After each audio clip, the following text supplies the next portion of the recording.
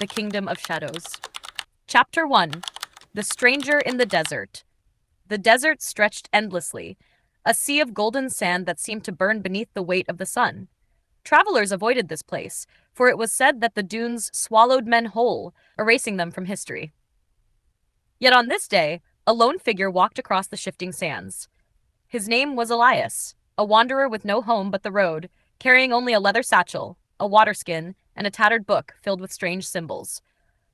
By twilight, Elias reached a cluster of half-buried ruins. He stopped to rest, but as he leaned against a crumbling stone pillar, he noticed faint carvings, spirals, eyes, and words in a language older than memory. When he traced them with his fingers, the air trembled. The sands shifted as though stirred by an unseen hand, and in the distance, something glimmered, an outline of towers rising where there had been nothing before. The Kingdom of Shadows had awakened. Chapter 2. The Silent Village. At dawn, Elias followed the shimmering outline. The towers dissolved when the sun rose, but in their place stood a road paved with black stone, leading to a small village. The streets were empty, the wells dry, the houses intact but abandoned. Only silence lived here. Then he saw her, a girl with silver eyes standing at the threshold of an old inn. She did not speak but gestured for him to follow. Inside, she offered him bread that tasted of ash and water that was colder than snow. Finally, she whispered, "You should not be here. The shadows have chosen you." Elias tried to question her, but she only repeated the same phrase. Then she placed a small key in his hand. It was made of glass, yet heavier than iron. Before he could ask what it unlocked, she vanished like smoke in the wind.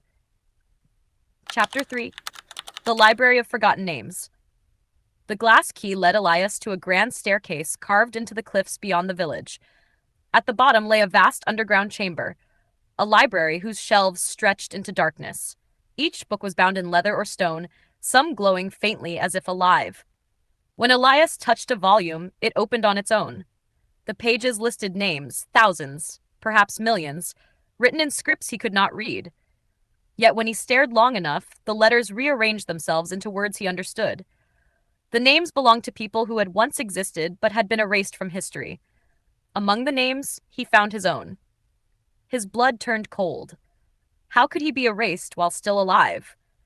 A voice echoed from the shadows between the shelves, "Because you do not belong to this world." Chapter 4. The Shadow's Betrayal. The voice belonged to a figure cloaked in black, face hidden beneath a hood. It introduced itself as Kale, the Keeper of Shadows. Kale explained that the kingdom was cursed long ago when its rulers sought immortality. To escape death, they bound their souls to shadows, but in doing so, they erased their own existence from history. "You, Elias, are one of us," Kale said, "a forgotten soul wandering between worlds. Join us, and you will never vanish." But Elias saw the truth in Kale's eyes. It was not protection, but imprisonment. The shadows did not preserve life. They consumed it. He refused.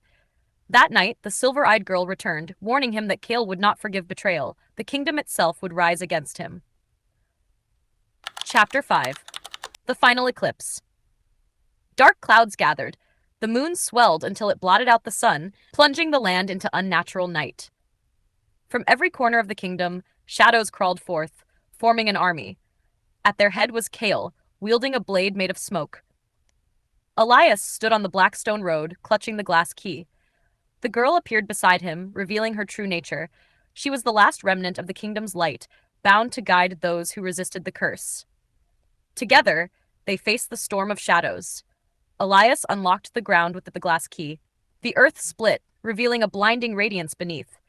The shadows shrieked as light poured out, burning them away. Kale lunged forward, but Elias struck with the key, shattering Kale's form into fragments of dust. The eclipse broke. Dawn returned. Chapter 6. Dawn in the Kingdom. When the light settled, the kingdom was gone. Only ruins remained, silent and still. The girl with silver eyes smiled faintly, her form dissolving into the morning air. "You freed us," she whispered, "but freedom has a price." Elias stood alone among the ruins. His name no longer appeared in the book of forgotten souls, yet he felt the weight of memory pressing upon him. He was no longer erased, but neither was he the same wanderer who had walked the desert. He closed the book, tucked it into his satchel, and began walking toward the horizon. Behind him, the ruins lay quiet, But for a moment, just a moment, he thought he heard the faint ticking of a clock tower that had never existed. And so the kingdom of shadows faded into legend, waiting for another traveler to uncover its silence.